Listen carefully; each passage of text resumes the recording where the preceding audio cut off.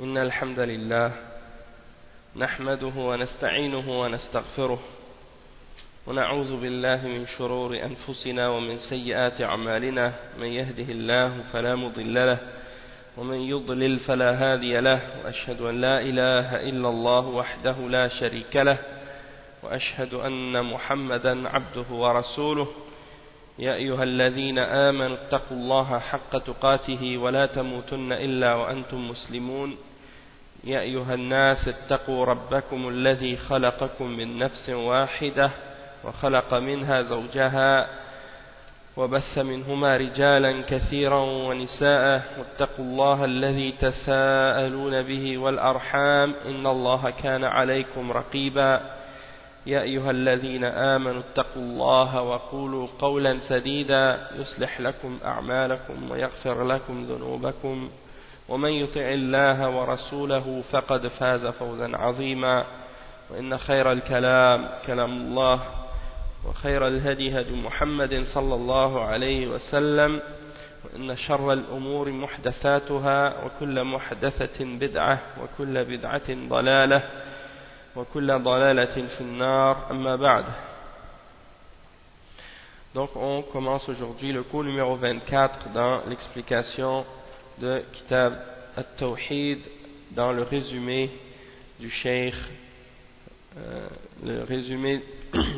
du Cheikh Salih Al-Fawzan, le résumé du Sharh, et on est toujours dans le chapitre 17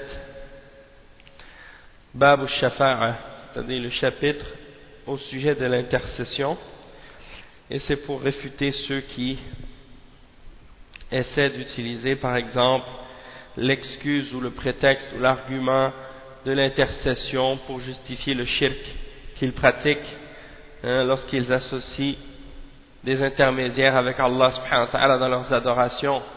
Donc le Cheikh Muhammad ibn Abdul Wahhab, il a mis donc ce chapitre dans son livre Kitab At-Tawhid pour justement réfuter ces gens-là qui essaient d'utiliser ce genre d'argument et pour montrer la fausseté de cet argument et la fausseté de cette logique que ces gens-là essaient d'utiliser, cette analogie qui est complètement insensée et contraire à la logique,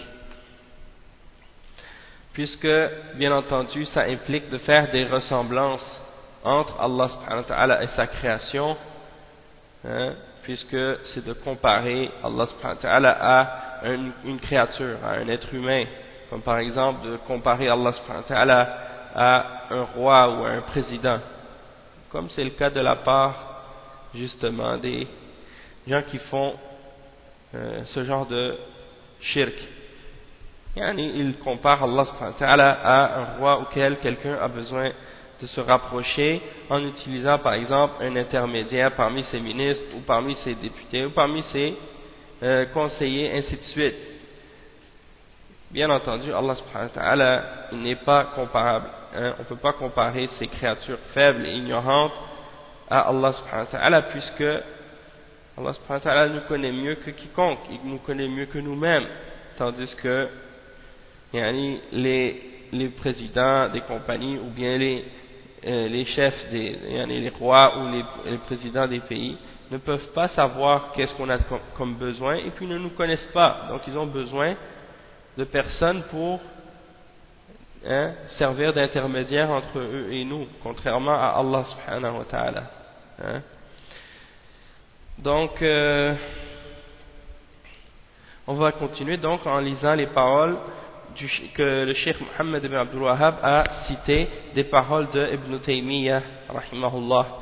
Il dit: قال أبو العباس نفى الله عما سواه كل ما يتعلق به المشركون فنفى أن يكون لغيره ملك أو قسط منه أو يكون عونا لله ولم يبقى إلا الشفاعة فبين أنها لا تنفع إلا لمن أذن له الرب كما قال ولا يشفعون إلا لمن ارتضى فهذه الشفاعة التي يظنها المشركون هي منتفية يوم القيامة كما نفاها القرآن وأخبر النبي صلى الله عليه وسلم أنه يأتي فيسجد لربه،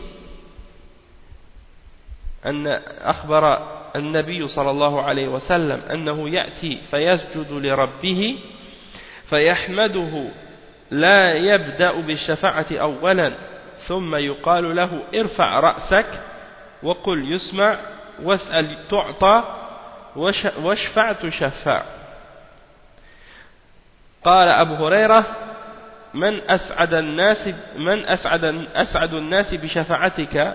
قال: من قال لا إله إلا الله خالصا من قلبه. فتلك الشفاعة لأهل الإخلاص بإذن الله لا تكون لمن أشرك بالله، وحقيقته أن الله سبحانه هو الذي يتفضل على أهل الإخلاص فيغفر لهم بواسطة دعاء من أذن له أن يشفع ليكرمه وينال المقام المحمود. فالشفاعة التي نفاها القرآن ما كان فيها شرك، ولهذا أثبت الشفاعة بإذنه في مواضع. وقد بين النبي صلى الله عليه وسلم أنها لا تكون إلا لأهل التوحيد والإخلاص. انتهى كلامه.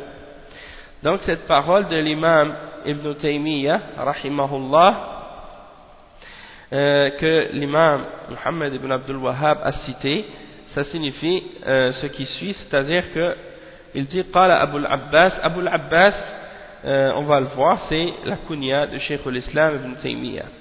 Donc Abul Abbas a dit que Allah subhanahu wa ta'ala a nié de toute personne en dehors de lui qui serait associée ou à laquelle s'accrocheraient les mushrikoun. Allah subhanahu wa ta'ala a nié tout ce que les mushrikines utilisent comme intermédiaire, ou associés ou intermédiaires ou intercesseurs que les mushrikoun utilisent et après lesquels ils s'accrochent pour essayer d'obtenir un bienfait quelconque ou une faveur quelconque de leur part auprès d'Allah subhanahu wa ta'ala ou bien auprès d'elles-mêmes directement. Donc Allah subhanahu wa ta'ala a nié tout ça, puisque premièrement il a nié que quiconque en dehors de lui pourrait posséder quoi que ce soit de l'univers, ou pourrait détenir quoi que ce soit de ce que Allah subhanahu wa ta'ala a créé. Donc Allah subhanahu wa ta'ala a mentionné qu'il ne possède aucune part de la création. Et ensuite il a nié que ces créatures-là pourraient avoir quelque chose à faire dans le fait d'aider Allah subhanahu wa ta'ala, dans le fait de préserver ou de garder ou d'entretenir quoi que ce soit de cette création-là. Donc Allah subhanahu wa ta'ala n'a pas non plus d'aide. Et ensuite il dit qu'il ne restait que la shafa'a, c'est-à-dire il ne restait plus que l'intercession comme argument.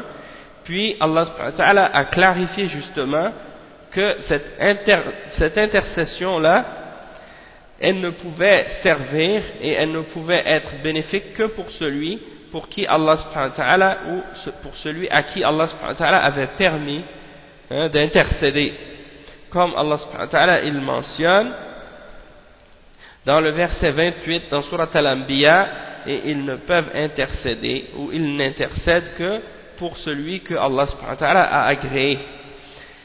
Donc cette intercession que les mushrikoun essaient de prétendre et qu'ils s'imaginent, eh bien elle est niée. Au jour de la résurrection, ils n'auront pas droit à cette intercession là, les mushrikoun.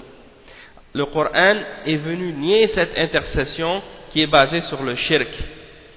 Et le prophète Muhammad sallallahu alayhi wa sallam, il nous informe qu'au jour de la résurrection, il va se prosterner devant son Créateur et il va le glorifier.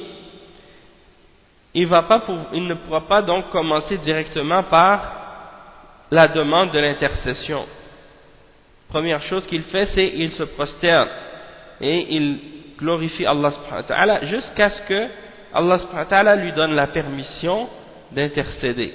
Et on lui dira ce jour-là, relève ta tête, dis et tu seras entendu, demande et on te donnera, et intercède et ton intercession sera acceptée.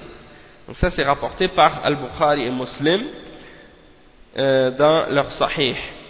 Ensuite le Cheikh il dit que Abu Huraira radiyallahu anhu a demandé au prophète Muhammad sallallahu alayhi wa sallam quelle sera la personne qui sera la plus heureuse de ton intercession au jour de la résurrection.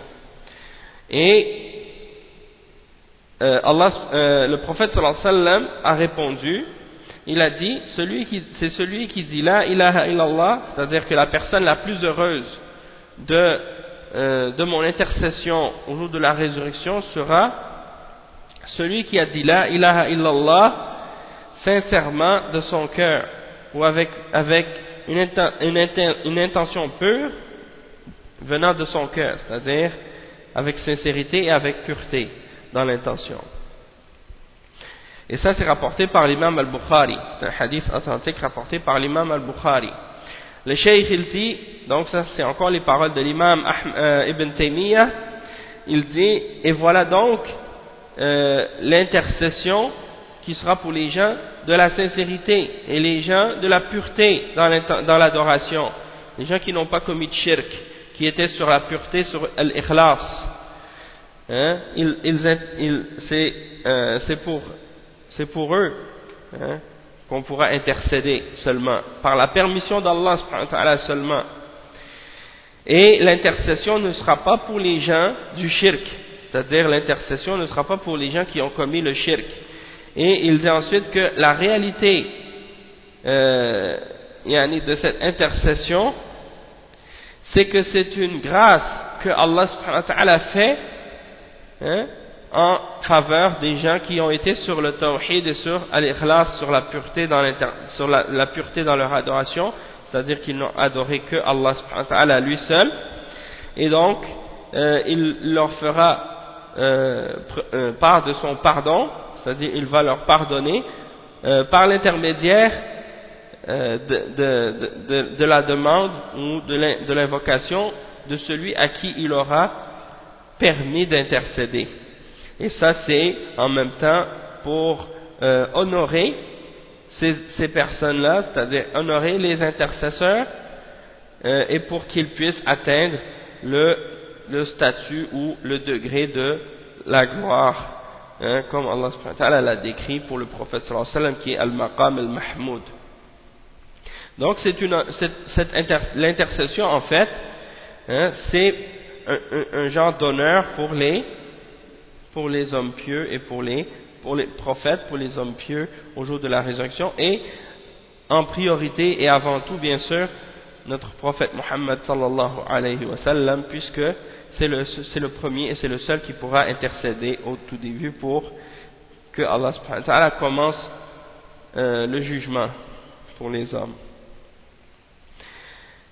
Ensuite, il termine cette citation en disant que l'intercession que Allah subhanahu wa ta'ala a niée dans le Coran, c'est l'intercession dans laquelle il y a du shirk. Et c'est pour cette raison-là que il a affirmé l'intercession dans plusieurs versets dans le Coran par sa permission. Et le prophète sallallahu alayhi wa sallam a expliqué que cette intercession-là sera uniquement pour les gens du tawhid et les gens qui ont eu al-ikhlas, c'est-à-dire qui ont adoré Allah subhanahu wa ta'ala avec pureté, sans associer rien dans leur adoration avec Allah subhanahu wa ta'ala. Donc ça c'est la fin de la citation des paroles de l'imam Ibn Taymiyyah rahimahullah. Naam. Ensuite, donc le Cheikh Al-Fawzan hafizahullah, il explique maintenant quelques explications, il donne quelques explications au sujet des termes qui sont employés dans les paroles justement citées de l'imam Ibn Taymiyyah ici, en commençant justement par expliquer Abul Abbas, qu'est-ce que signifie Abul Abbas. Abul Abbas c'est la kunya de Ibn Taymiyyah, c'est la kunya de Ibn Taymiyyah.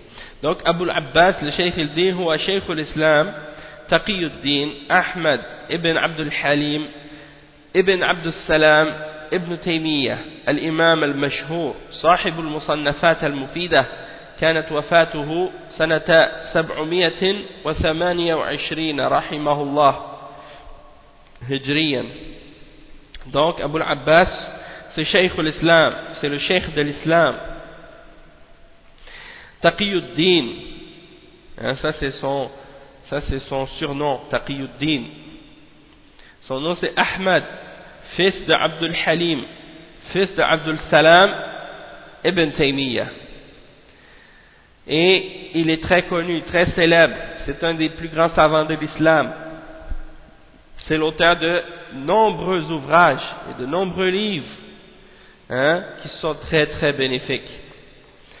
Et il est décédé en l'an 728, rahimahullah, du calendrier de Al-Hijra. C'est-à-dire 728 après la mort, 728 après la Hijra du prophète Muhammad sallallahu alayhi wa sallam. Ensuite donc, le cheikh il explique, il dit donc que Allah subhanahu wa ta'ala, dans cette citation le cheikh il dit que Allah subhanahu wa ta'ala a nié tout ce qui pourrait être utilisé par les mushrikoun pour se rapprocher en dehors d'Allah subhanahu wa ta'ala ou pour s'accrocher dans leur adoration en dehors d'Allah subhanahu wa ta'ala pour essayer d'obtenir un bien quelconque, en disant que, comme on a dit, il a nié qu'ils aient quoi que ce soit de son royaume, quoi que ce soit, c'est-à-dire pour nier qu'ils soient propriétaires de quoi que ce soit dans l'univers, ou bien d'une part ils ne sont pas propriétaires de rien de ce qui est dans l'univers, et pas même d'une portion ou d'une part. Et le terme qui est employé ici c'est qistun, ou qistun minhu. Qistun, le cheikh il dit que al-qistu huwa al-nasib. Donc al-qist en arabe c'est la portion, d'accord, et la part, on peut dire la part, on peut dire la portion. الشفاعة التي يظنها المشركون أي التي يطلبونها من غير الله من الأنداد. Donc l'intercession que les mushrikoun imaginent ou qu'ils essaient d'affirmer et qu'ils pensent, c'est l'intercession qu'ils recherchent d'autres que Allah subhanahu wa ta'ala parmi les semblables et les égaux qu'ils affirment ou qu'ils attribuent à Allah subhanahu wa ta'ala. Donc cette intercession là elle a été niée par Allah subhanahu wa ta'ala dans le Coran. وأخبر النبي صلى الله عليه وسلم, donc ça c'est أي في الحديث الثابت في الصحيحين وغيرهما من حديث الشفاعة, c'est-à-dire le cheikh il explique ici que le prophète sallallahu alayhi wa sallam, parce que Ibn Taymiyyah, Cheikh l'Islam Ibn Taymiyyah, il fait allusion à un hadith dans cette citation, et le hadith auquel il fait allusion c'est le hadith de l'intercession dans lequel le prophète sallallahu alayhi wa sallam nous informe qu'au jour de la résurrection justement il va se prosterner, parce qu'on sait que comme le prophète sallallahu alayhi wa sallam l'a dit, que au jour de la résurrection tous les hommes vont essayer de chercher quelqu'un à qui ils peuvent s'adresser pour demander à Allah subhanahu wa ta'ala, ou pour s'adresser à Allah subhanahu wa ta'ala, et ils vont aller à chacun des prophètes et des messagers un après l'autre pour demander, et chaque fois qu'ils vont aller à un prophète ils vont trouver que ce prophète refuse, jusqu'à ce que Isa ibn Maryam alayhi salam, lorsque les gens vont venir lui demander d'intercéder pour eux au jour de la résurrection, il va leur dire d'aller voir le prophète Muhammad sallallahu alayhi wa sallam, puis le prophète Muhammad sallallahu alayhi wa sallam va dire oui ça y est, cette intercession là c'est pour moi, et puis il va s'avancer et se prosterner devant son Seigneur et il va le glorifier, donc pour dire qu'il ne pourra pas s'adresser directement à Allah subhanahu wa ta'ala, il doit avant ça se prosterner et et glorifier Allah subhanahu wa ta'ala dans le but de demander justement cette permission. Et c'est par la suite que Allah subhanahu wa ta'ala va lui donner. Donc ça c'est dans le hadith en question, qui est rapporté par Al-Bukhari et Muslim. Ensuite il dit وقال أبو هريرة أي في الحديث الذي رواه البخاري ومسلم والنسائي عن أبي هريرة. C'est-à-dire que le hadith qu'on a mentionné, qui sera la personne la plus heureuse de ton intercession au jour de la résurrection, il a dit c'est pas écrit au jour de la résurrection, mais ça c'est une clarification que je rajoute dans la traduction pour expliquer, pour faire comprendre. Et il dit que c'est celui qui dit la ilaha illallah, c'est-à-dire que rien ne mérite d'être adoré excepté Allah, avec sincérité et avec pureté venant directement de son cœur, c'est-à-dire qu'il le dit avec sincérité et pureté, sans rien associer avec Allah subhanahu wa ta'ala. Donc c'est cette personne-là pour qui on va accepter l'intercession et qui sera la plus heureuse de l'intercession du prophète Mohammed sallallahu alayhi wa sallam. C'est pour ça que le cheikh il explique ça justement en disant As'adun nas aktharuhum sa'adatan biha, c'est-à-dire que les gens qui auront plus de joie et de bonheur d'avoir par rapport à cette intercession-là. Bien entendu, ceux qui auront le plus de bonheur et de joie ce jour-là par rapport à cette intercession, c'est ceux qui auront droit, puisque ceux qui n'auront pas droit à cette intercession à cause du shirk qu'ils ont commis, eh bien ces gens-là seront malheureux par rapport à l'intercession, puisqu'ils n'auront pas droit. Donc ceux qui la demandaient à autre qu'Allah subhanahu wa ta'ala, ils n'y auront pas droit, puisque ça c'est bien entendu une forme de shirk. Ensuite le cheikh dit khalisan min qalbihi ihtirazan min al-munafiq alladhi yaquluha bi lisanihi faqat. Donc quand le prophète sallallahu alayhi wa sallam il clarifie que c'est celui qui dit la ilaha illallah khalisan min qalbihi, c'est-à-dire avec sincérité et pureté dans son cœur ou de son cœur, ça c'est pour exclure l'hypocrite, le munafiq, celui qui dit la ilaha illallah uniquement avec sa langue sans y croire dans son cœur. Le cheikh il dit وحقيقته أي حقيقة الأمر في بيان الشفاعة الصحيحة لا كما يظنه المشركون. وحقيقته أي حقيقة الأمر في بيان الشفاعة الصحيحة لا كما يظنه المشركون. Donc la réalité de cette chose, c'est-à-dire le cheikh il dit, c'est-à-dire l'explication de l'intercession qui est correcte et non pas celle que s'imaginent les mushrikoun, qui est l'intercession qui est établie sur le shirk ou basée sur le shirk. Donc l'intercession qui sera une grâce de la part d'Allah subhanahu wa ta'ala pour les gens de la pureté et de la sincérité, ça c'est bien entendu, comme le cheikh il le dit, c'est l'intercession qui est correcte et bonne et valable, c'est-à-dire celle qui est demandée uniquement à Allah, qui est basée sur le tawhid. Al-maqam al-mahmoud ay alladhi yahmaduhu fihi al-khala'iq kulluhum. Donc al-maqam al-mahmoud, c'est, comme j'ai dit, la position, le degré de gloire ou le statut de gloire ou la position de gloire, c'est-à-dire la position que le prophète sallallahu alayhi wa sallam aura au jour de la résurrection vis-à-vis de toutes les créatures, du fait qu'il sera glorifié et on lui fera des éloges au jour de la résurrection, puisque c'est le seul à qui on permettra d'intercéder au jour de la résurrection en premier pour que le jugement soit établi. Donc imaginez comme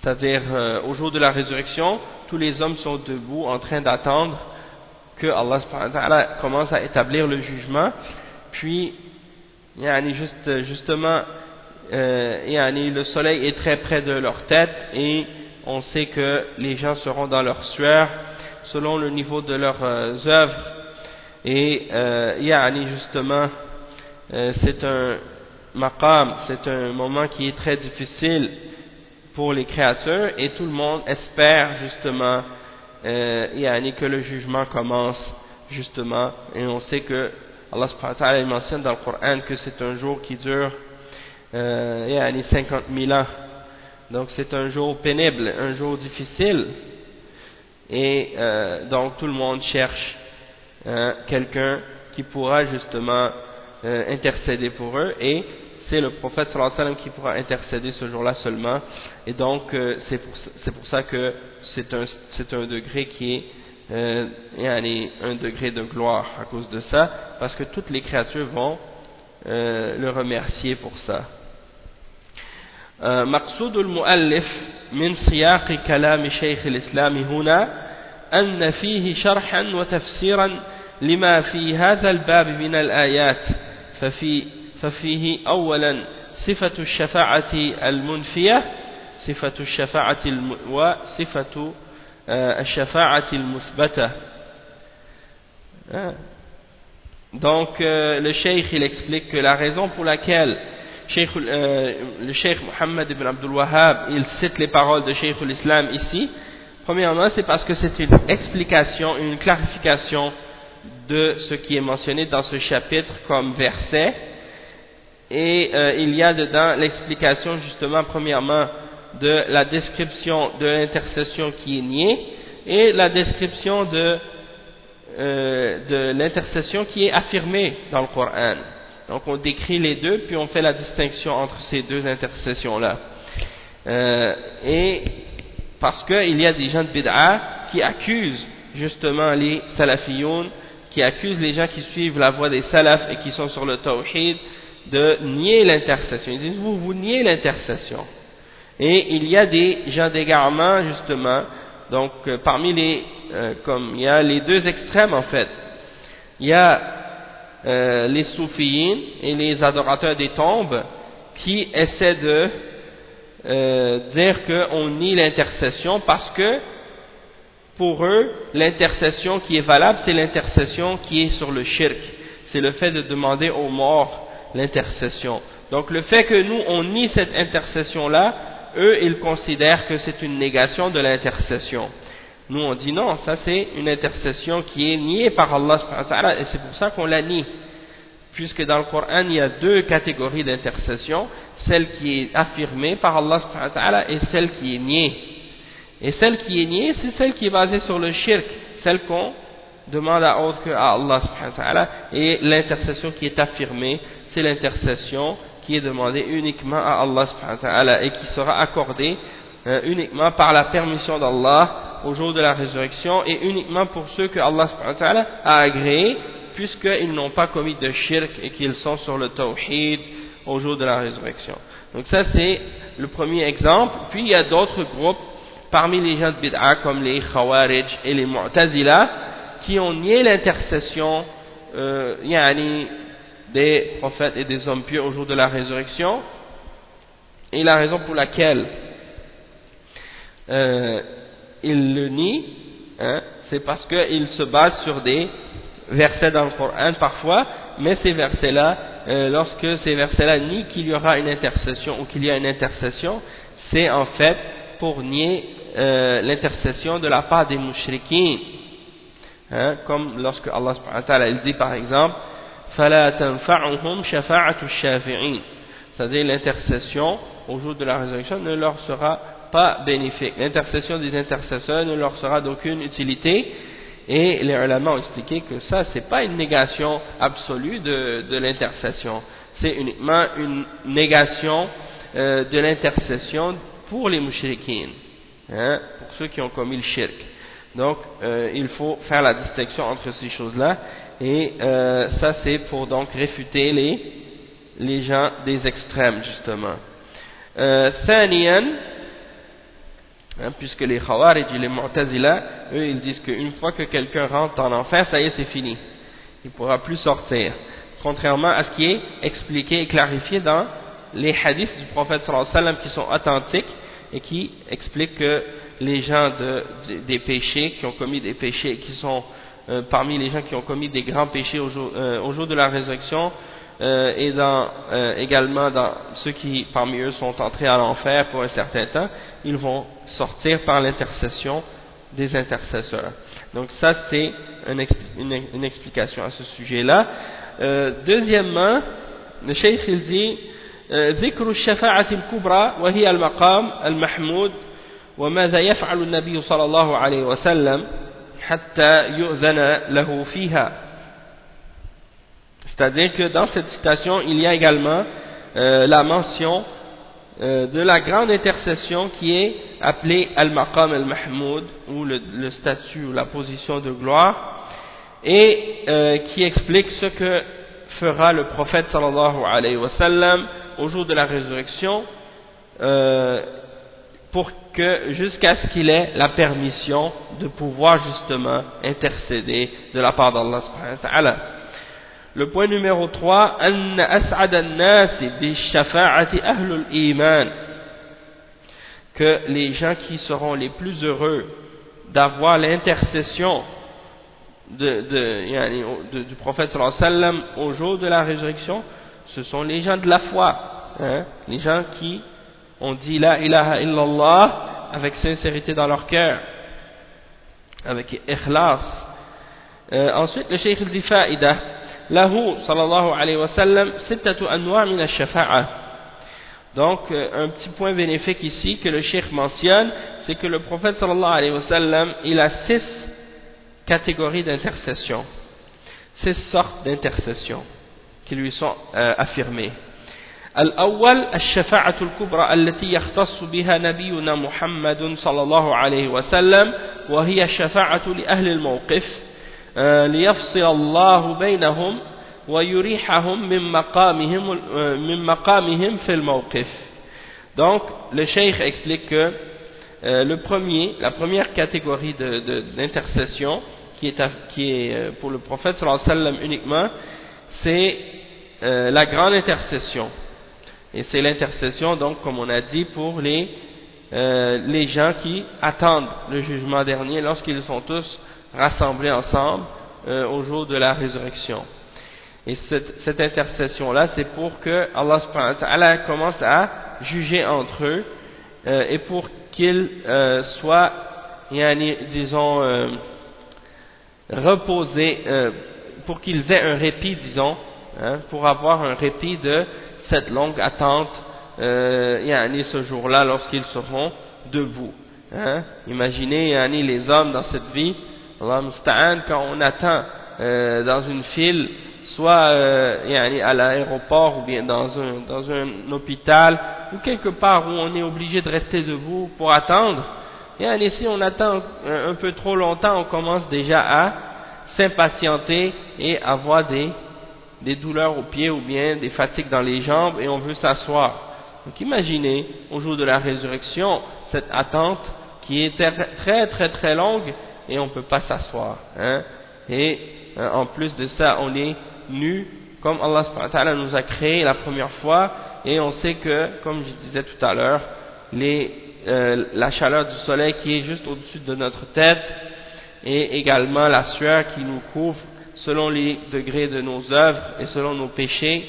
Donc tout ça c'est des exemples de choses difficiles au jour de la résurrection, hein, qui font que justement on a besoin d'un répit, et justement ça c'est l'intercession du prophète sallallahu alayhi wa sallam qui va par la permission d'Allah nous procurer ce genre de répit.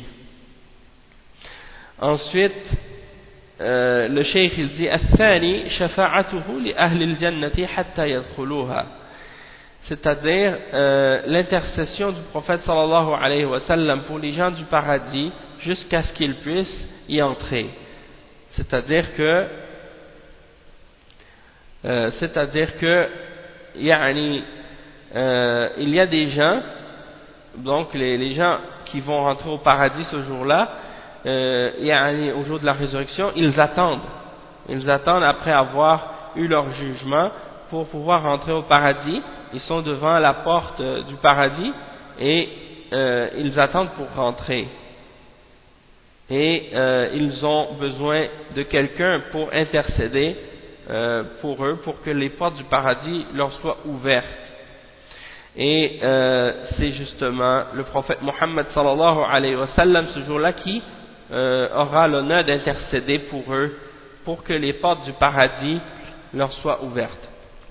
Donc ça c'est la deuxième intercession, ou deuxième catégorie d'intercession qui est uniquement pour le prophète sallallahu alayhi wa sallam. Hein? Et ça c'est encore une fois une position d'honneur pour le prophète Mohammed sallallahu alayhi wa sallam. الثالث الشفاعة لقوم من العصاة استوجبوا دخول النار أن لا يدخلوها.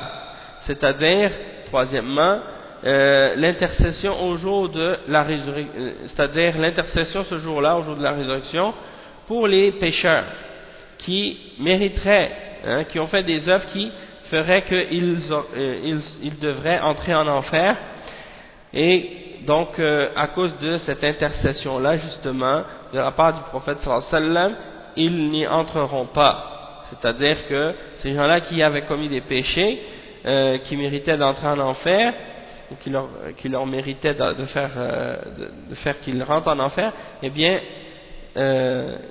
par cette intercession-là, ils n'y entrent pas. Et donc ça c'est la troisième exemple de catégorie d'intercession qui est spécifique au prophète sallallahu alayhi wa sallam. Et puis il y a quatrièmement l'intercession qui est mentionnée ici, c'est الشفاعة في قوم من العصاة دخلوا النار أن يخرجوا منها. Quatrièmement, l'intercession au jour de la résurrection pour les pécheurs, hein, qui sont rentrés en enfer, c'est-à-dire ceux-là ils ont été jetés en enfer, pour qu'ils puissent en sortir, pour qu'ils puissent sortir de l'enfer. Donc ça c'est une intercession qui n'est pas spécifique au prophète sallallahu alayhi wa sallam, hein, qui sera possible aussi pour les autres prophètes et les hommes pieux donc. Et al-khamis الشفاعة في قوم من أهل الجنة لزيادة ثوابهم ورفعة درجاتهم. Donc ça c'est la cinquième catégorie d'intercession pour des gens qui seront entrés dans le paradis, pour que Allah subhanahu wa ta'ala les augmente en degrés et pour qu'il leur augmente leur récompense et leur degré dans le paradis. Donc ça c'est une cinquième intercession qui est pour les gens du paradis. Et la sixième intercession qui est spécifique également au prophète sallallahu alayhi wa sallam, c'est, comme le cheikh il le dit, شفاعته صلى الله عليه وسلم في عمه أبي طالب أن يخفف عنه العذاب أن يخفف عنه النار. Et c'est-à-dire que ce sera l'intercession du prophète sallallahu alayhi wa sallam en faveur de son oncle Abu Talib, pour que Allah subhanahu wa ta'ala lui allège son châtiment dans l'enfer. Et cette intercession-là, c'est spécifique à l'oncle du prophète sallallahu alayhi wa sallam, puisqu'il a refusé de se convertir à l'islam et d'accepter le tawhid. Toutefois, il avait défendu son neveu, le prophète Mohammed sallallahu alayhi wa sallam, et donc à cause de ça, le prophète sallallahu alayhi wa sallam va invoquer pour que Allah subhanahu wa ta'ala diminue ou allège son châtiment. D'accord, donc ça c'est en même temps ça réfute ceux parmi les soufiyines qui prétendent que Abu Talib ne sera pas en enfer, et qui prétendent qu'il a été ramené à la vie il va être ramené à la vie avant la fin du jugement dernier, avant la fin des temps, pour se repentir et accepter l'islam, et puis qu'il va aller au paradis. Ça c'est les paroles des soufiyines, mais il n'y a aucune preuve de ça, et bien entendu c'est des mensonges parmi les mensonges qu'il raconte, et il le nie justement. Pourquoi il nie qu'il sera en enfer? Pour quelle raison? C'est justement pour essayer de justifier le fait que pour essayer de justifier le fait qu'il cherche l'intercession des morts et des hommes pieux, donc et du prophète sallallahu alayhi wa sallam, et ils croient donc que c'est quelque chose qui peut être en leur faveur. Donc ils refusent d'accepter le fait que l'oncle du prophète sallallahu alayhi wa sallam serait en enfer, puisqu'ils se disent, si son propre oncle qui l'a défendu est en enfer, donc ça veut dire donc que dire de d'autres personnes parmi les gens qui ont commis le shirk, hein, ils ne veulent pas accepter ça, qu'ils ne pourront pas avoir droit à cette intercession. Alors ils nient l'histoire. Ils nient également que les parents du prophète sallallahu alayhi wa sallam soient en enfer, et ils nient aussi que le père d'Ibrahim alayhi salam ait été parmi les mouchriquins et qu'il soit mort mouchrik. Donc ils nient toutes ces différentes choses-là, parce que justement pour justifier essayer de justifier le shirk qu'ils font en adorant les tombes. Donc ils nient ça. Et certes, je me rappelle, j'ai entendu une fois dans une khutbah, quand j'étais dans une mosquée, il y a un soufi qui disait durant cette khutbah que c'était pas le prophète, c'était pas le père du prophète alayhi salam, c'est pas le père d'Ibrahim qui était mushrik et qui va être en enfer, mais c'est son oncle. Bon, dans le Coran, c'est clair que c'est son père, hein?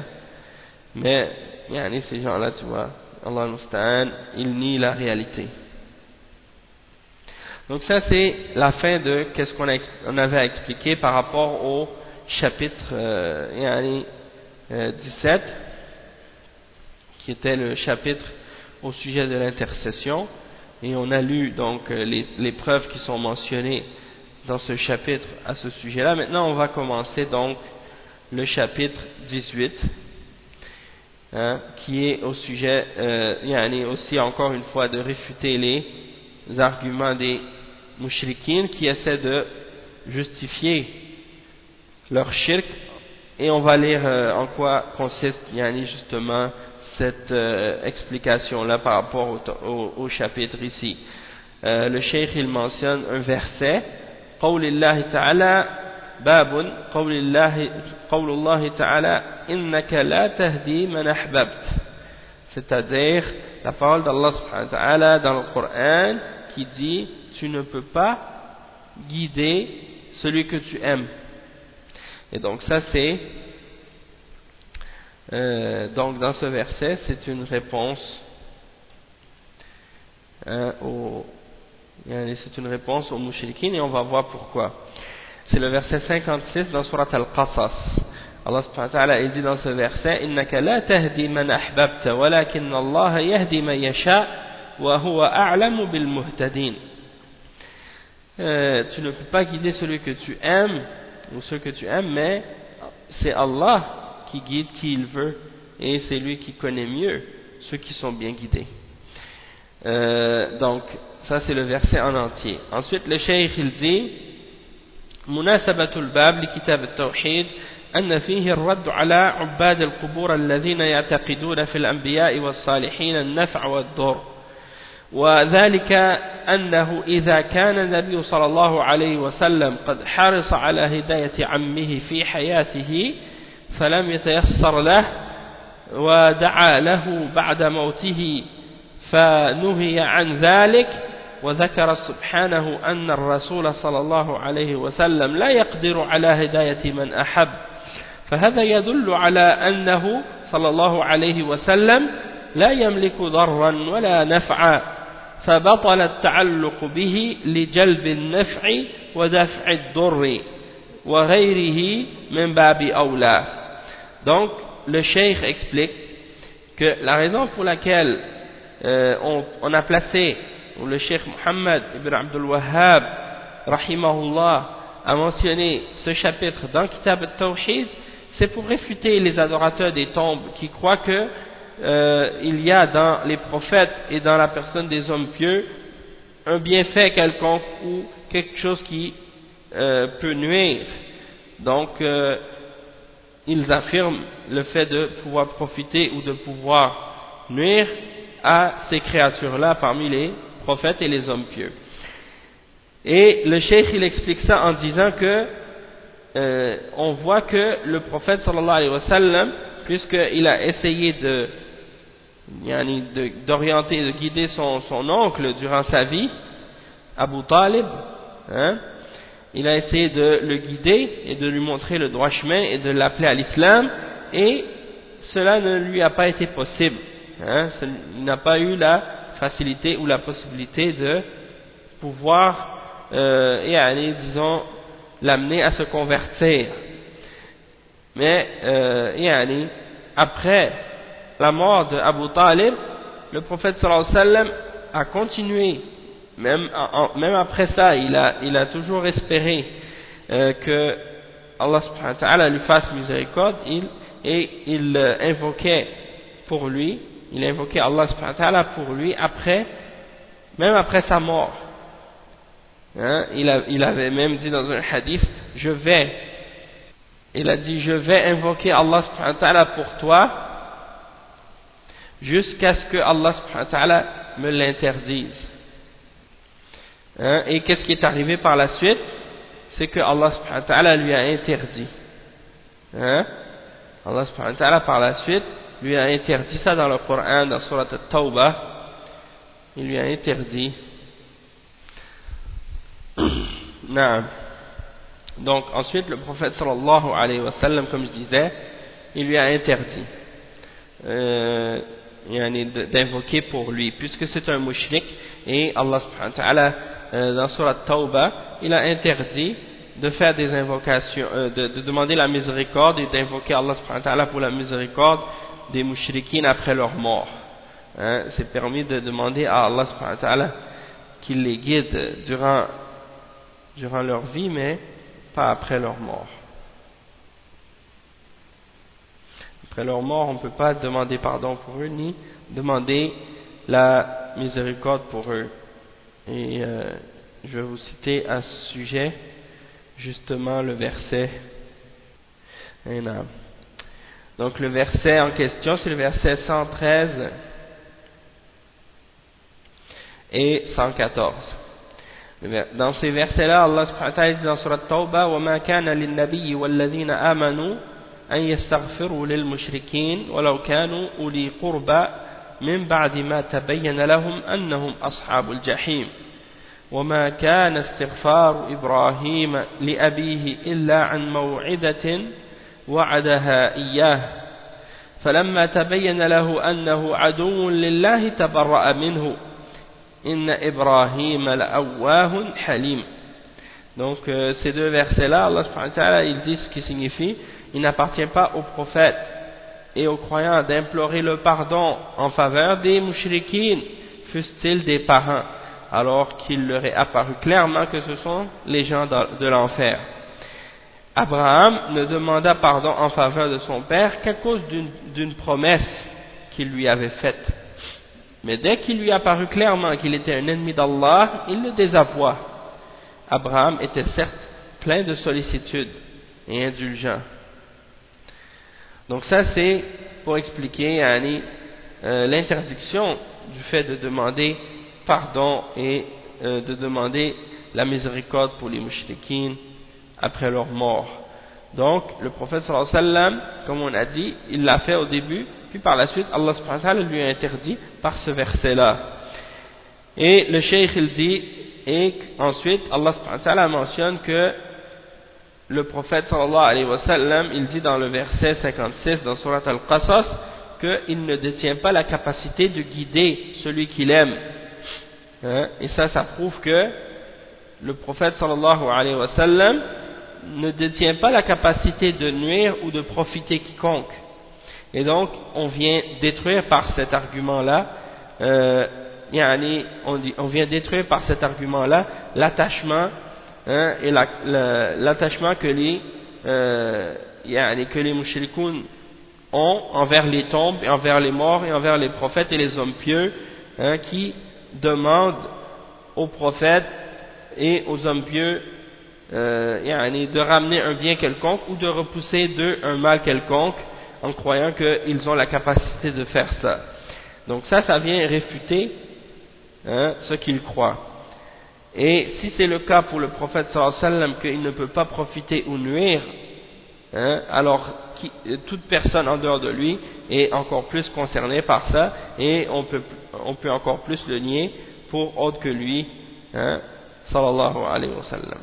Ensuite, le cheikh, il explique donc le verset, quelques termes ou quelques explications sur des mots du verset.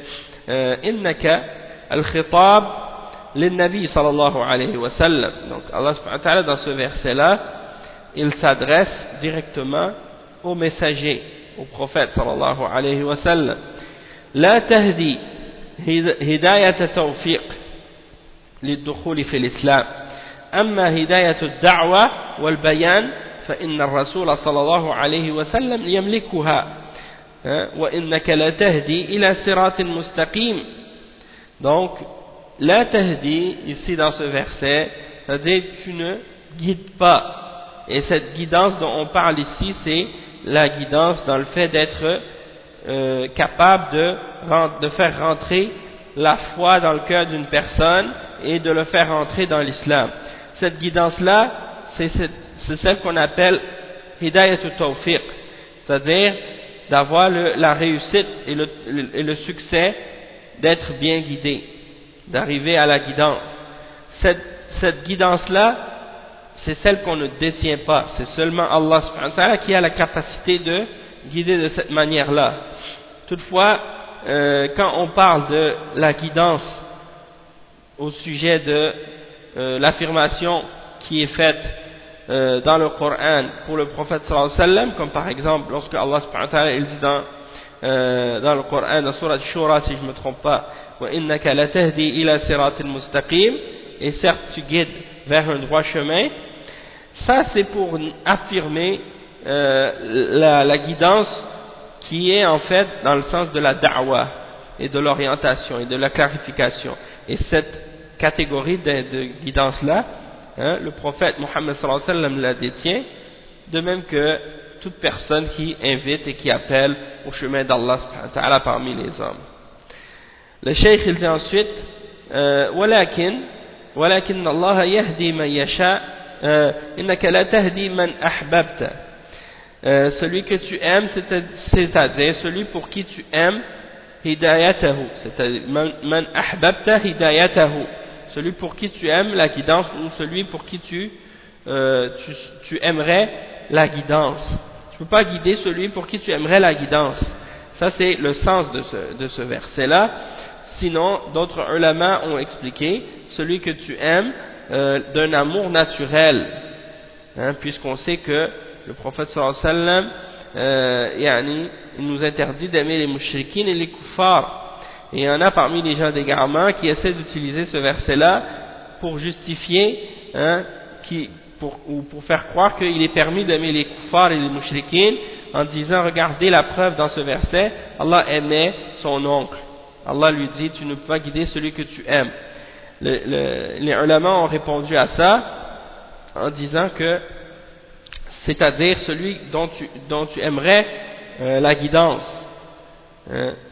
Ou bien ils ont expliqué aussi que ça peut être l'amour naturel, c'est-à-dire l'amour qui est basé sur le fait qu'il a un lien de parenté avec le prophète sallallahu alayhi wa sallam, c'est son oncle, et non pas l'amour qui est religieux ou qui est basé sur la foi et l'islam, le tawhid, ainsi de suite.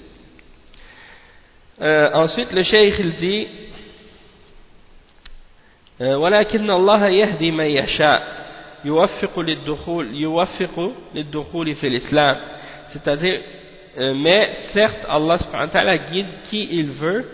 Ça c'est bien entendu la guidance d'entrer dans l'islam, et la guidance dans le sens d'avoir la foi qui entre dans le cœur. Ça c'est Allah subhanahu wa ta'ala seul qui peut le faire, et il guide qui il veut.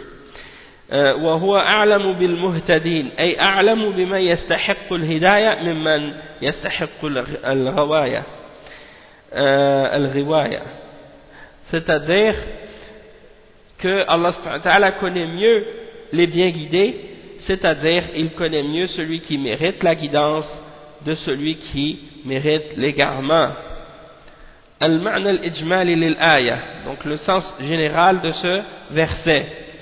يقول تعالى لرسوله صلى الله عليه وسلم إنك لا تقدر على توفيق من تحب دخوله في الإسلام ولكن ذلك إنما يكون بيد الله فهو الذي يوفق من يشاء له وهو أعلم بمن يستحقه ممن لا يستحقه. Donc le cheikh il explique le sens général de ce verset, c'est-à-dire qu'il mentionne à son prophète, il dit à son prophète sallallahu alayhi wa sallam que tu n'es pas capable de guider les gens, c'est-à-dire dans le sens de leur donner le succès dans cette guidance et de les faire rentrer dans l'islam, hein, de faire rentrer ceux que tu aimes dans l'islam ou de faire rentrer la foi dans le cœur de ceux que tu aimes, ça tu n'as pas la capacité de le faire. Hein? Sauf que Allah subhanahu wa ta'ala, c'est lui seul qui a cette capacité, c'est lui seul qui peut faire rentrer la foi dans le cœur des hommes et c'est lui seul qui peut guider, c'est-à-dire dans le sens de faire rentrer les hommes dans la foi et dans l'islam. C'est lui qui donne le tawfiq à qui il veut et c'est lui qui connaît le mieux celui qui mérite d'être guidé de celui qui ne le mérite pas, hein? C'est-à-dire qu'il le mérite par rapport au fait qu'elle a fait les causes qui fait en sorte que cette personne mérite d'être guidée, ou bien qui a fait les causes du fait que cette personne mérite l'égarement, hein? Puisque Allah subhanahu wa ta'ala il est tout puissant, il est sage et il est omniscient, hein? Il sait toutes choses et donc toute chose, il enveloppe toute chose de sa science. Le cheikh il dit ensuite munasabatul ayati lil bab, en quelle occasion on a mentionné ce verset dans ce chapitre, pour quelle raison? Il dit أن فيها دلالة واضحة على أن الرسول صلى الله عليه وسلم لا يملك ضرا ولا نفعا ولا عطاء ولا منعا وأن الأمر كله بيد الله ففيها الرد على الذين ينادونه لتفريج الكربات وقضاء الحاجات. Donc le cheikh il explique la raison pour laquelle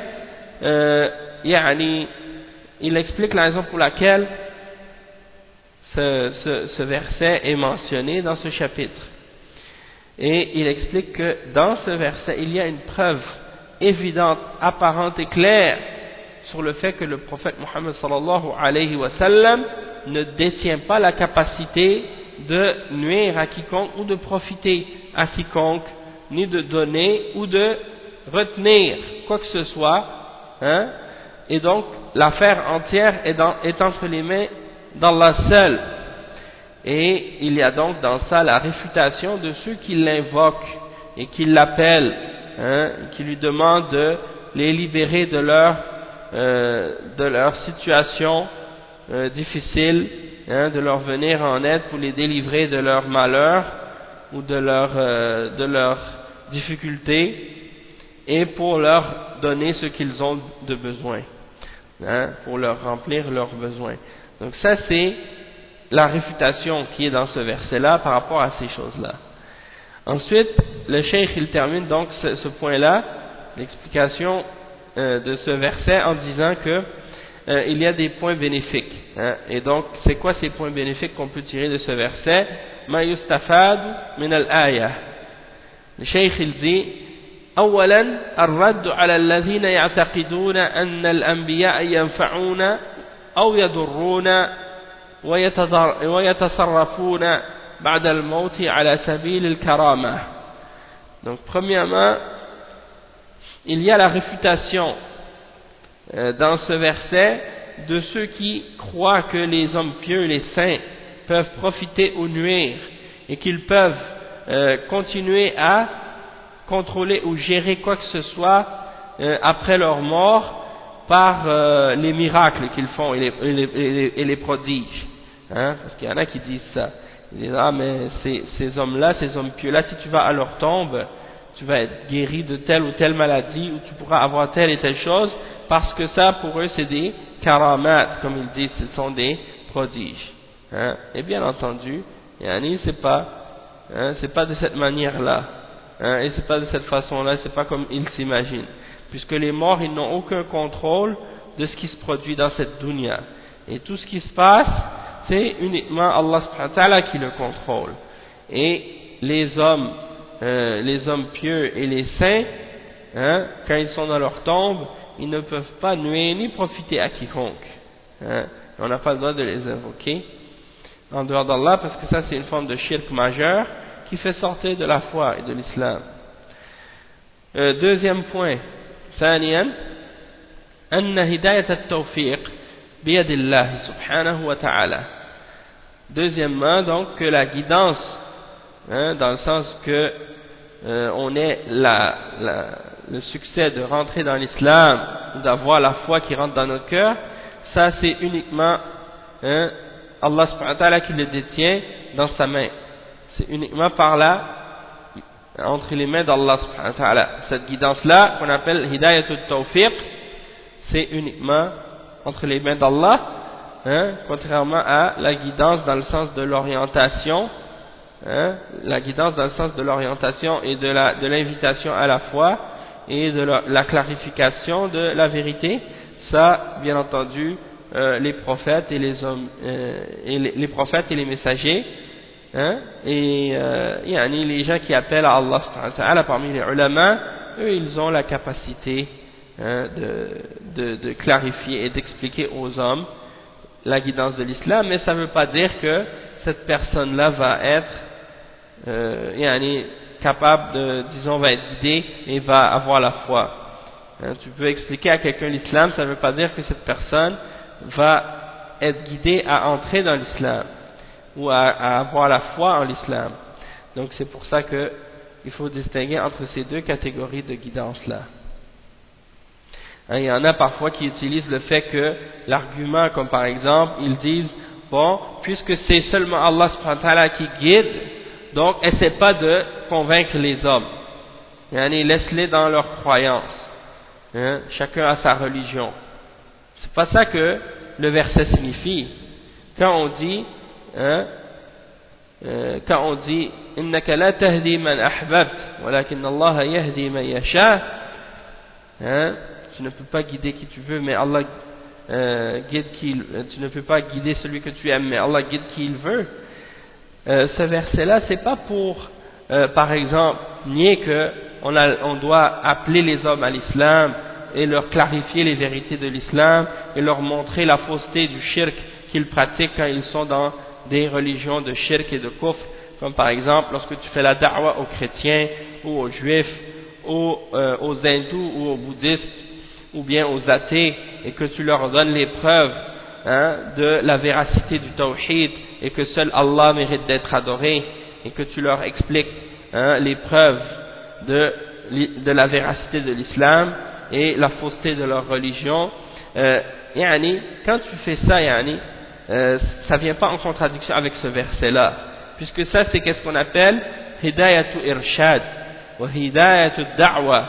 C'est dans le fait de guider, hein, et dans le fait d'orienter, dans le sens d'appeler les hommes à la vérité, comme le prophète sallallahu alayhi wa sallam l'a fait et comme les ulama de l'islam le font, en expliquant aux gens l'islam et la réalité de l'islam, hein, et comme Allah subhanahu wa ta'ala il le dit, wa innaka la tahdi ila siratin mustaqim, et il dit wa man ahsanu qawlan mimman da'a ila Allah wa amila salihan wa qala innani minal muslimin. Et également le verset, des versets comme ça dans le Coran, comme Allah subhanahu wa ta'ala il dit ud'u ila sabili rabbika bil hikmati wal maw'izati al hasana wajadilhum billati hiya ahsan. Donc tout ça ce sont des exemples, hein, tout ça ce sont des exemples de versets qui ordonnent de faire, hein, de la da'wa et d'inviter les hommes à l'islam et de faire ce que les kuffars appellent du prosélytisme, dans le sens de clarifier et de montrer aux hommes la vérité, et non pas comme certains le prétendent, par exemple dans le sens du prosélytisme, dans le sens d'essayer de forcer les gens à croire avec la contrainte, non, ça c'est pas permis, puisque Allah subhanahu wa ta'ala il dit dans le Coran la ikraha fi din qad tabayyana ar-rushd min al-ghayy, il n'y a pas de contrainte en religion, la vérité, l'orientation, la guidance, la droiture, elle a clairement été distinguée de la déviation et de l'erreur. Donc on n'a pas à contraindre ou à forcer les gens à croire, mais puisque de toute façon c'est pas possible, puisque le cœur, personne peut avoir un contrôle sur lui excepté Allah subhanahu wa ta'ala. Et le fait de se soumettre ou d'accepter extérieurement l'islam sans y croire avec le cœur, c'est une forme d'hypocrisie et de nifaq, et c'est une mécréance. Allah subhanahu wa ta'ala n'accepte pas l'hypocrisie, il accepte la foi de ceux qui y croient avec sincérité. Et donc Allah subhanahu wa ta'ala nous ordonne d'appeler les hommes à Allah subhanahu wa ta'ala et de leur clarifier la véracité de l'islam et de les inviter à croire en Allah subhanahu wa ta'ala. Et donc dans ça il y a rien de mal, et ça c'est pas de la contrainte, d'expliquer aux gens les preuves de la vérité de l'islam, de la véracité de l'islam. Ça c'est pas comparable à de la contrainte, ça c'est plutôt de l'argumentation et d'établir la preuve contre les kuffars et les mushrikines pour leur expliquer la vérité. Parce que certains, parfois, comme je disais, ils s'imaginent que c'est une forme de contrainte. Des fois, quand tu parles avec un mushrik ou un kafir ou un juif ou un chrétien, des gens de ces différentes fausses religions, eh bien, eux, ils s'imaginent, ils disent « Ah, mais arrête, laisse-le, il n'y a pas de contrainte en religion. » Non, il n'y a pas de contrainte. On n'a pas pris une arme pour le mettre sur leur tête, pour leur dire « Accepte l'islam, sinon je vais te tuer » ou des choses comme ça. Non, donc il n'y a pas de contrainte. C'est seulement la contrainte de la vérité. C'est-à-dire, la vérité en elle-même, elle est contraignante pour la personne qui est sincère. Lorsque tu entends la vérité, c'est certain que tu es obligé, si tu es sincère, de l'accepter. Et ça, d'une certaine façon, on peut dire oui, c'est une sorte de contrainte par rapport à la vérité si tu es sincère, mais c'est pas une contrainte physique, c'est une contrainte morale, une contrainte du cœur pour la personne qui a la foi. Donc ça c'est à propos de ce point-là. Ensuite, le cheikh il dit isbatul ilmi lillah. Donc ça c'est la preuve que Allah subhanahu wa ta'ala est omniscient, qu'il a la science complète et absolue, parce qu'il dit wa huwa a'lamu bil muhtadin, il connaît mieux qui mérite d'être guidé et qui mérite pas d'être guidé. Et également comme point numéro 4, rabi'an isbatul hikmati lillah, c'est d'affirmer que Allah subhanahu wa ta'ala a la sagesse absolue, c'est-à-dire que Allah subhanahu wa ta'ala il sait qui mérite d'être guidé et qui ne mérite pas d'être guidé, et il guide selon sa sagesse et il égare selon sa sagesse. Donc ça c'est pour faire comprendre que l'égarement elle a des causes et la guidance elle a des causes, et chacun sera guidé ou égaré selon ce qu'il mérite. Et Allah ne fait d'injustice à personne en les égarant ou en les guidant. Et le point numéro 5, ibtalu ta'alluqi bi ghayrillah. Le point numéro 5, c'est le fait de prouver la fausseté de s'attacher à autre que Allah subhanahu wa ta'ala. D'accord, donc ça c'est le 5e point. Et donc on va s'arrêter ici pour aujourd'hui, et Inch'Allah on continuera demain bi'idhnillah la suite de l'explication donc des preuves qui sont mentionnées dans ce chapitre. Il y a le hadith de Ibn al-Musayyib qui va être mentionné, qui est rapporté par Al-Bukhari et Muslim, qu'on va lire demain Inch'Allah, qui explique justement ce verset-là en détail, puis probablement qu'on commencera le prochain chapitre également demain, Inch'Allah. Donc, on s'arrête ici, Inch'Allah. Subhanakallahumma wa bihamdik, ashhadu an la ilaha illa ant, astaghfiruka wa atubu ilayk. Barakallahu fikum wa jazakumullahu khayran. Wassalamu alaykum wa rahmatullahi wa barakatuh.